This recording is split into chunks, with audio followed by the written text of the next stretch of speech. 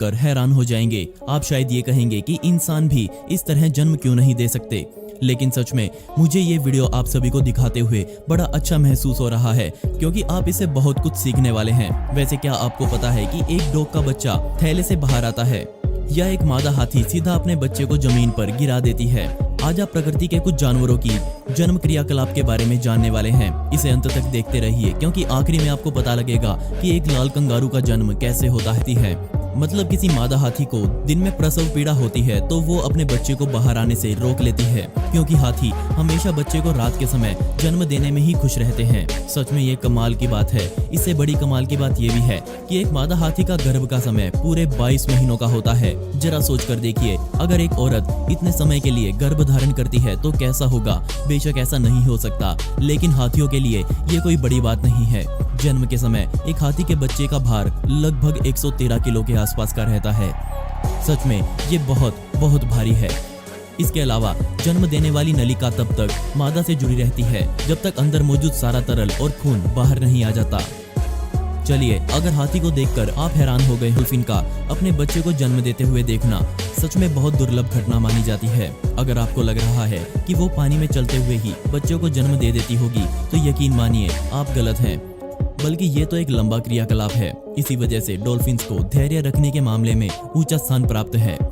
हवाई के डॉल्फिन्स अनुसंधान केंद्र में ये डॉल्फिन अपने बच्चे को जन्म दे रही है, और अब जरा देखिए ये कैसे खुद को कसकर मोड़ लेती है।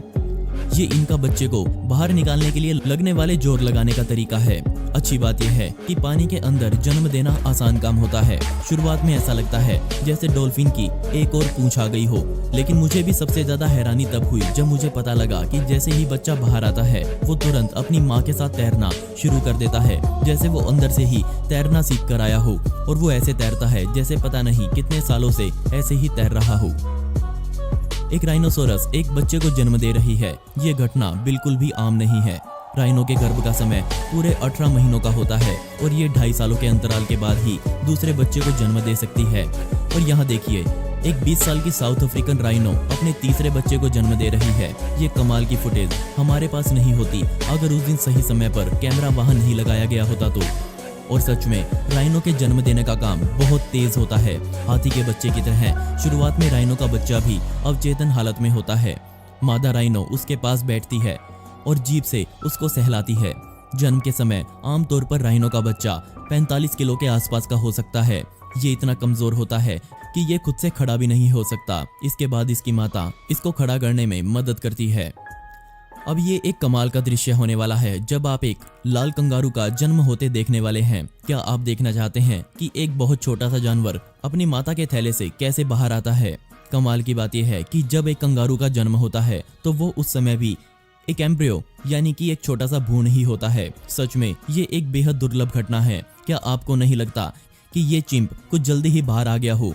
इस काम में ना ही मादा को दर्द होता है, बल्कि उसे तो पता भी नहीं चलता कि उसका बच्चा रेंगते हुए बाहर भी आ चुका है। सबसे चौंकाने वाली बात यह है कि कंगारू के गर्भ का समय सिर्फ 33 दिनों का होता है। मुझे नहीं लगता कि इस दुनिया में कंगारू से बढ़िया और बिना दर्द के कोई जीव जन्म ले सकता हो।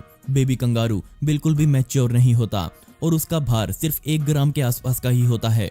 थैले से बाहर आने के बाद ये बच्चा रेंगते हुए मादा के किसी भी टीट्स पर जाकर खुद को जोड़ लेता है, और ये वहीं कई हफ्ते बिताता है। इसके बाद ही ये पूरा बड़ा होकर इस दुनिया को देखने की समझ अपने दिमाग में घुसाकर बाहर आता है।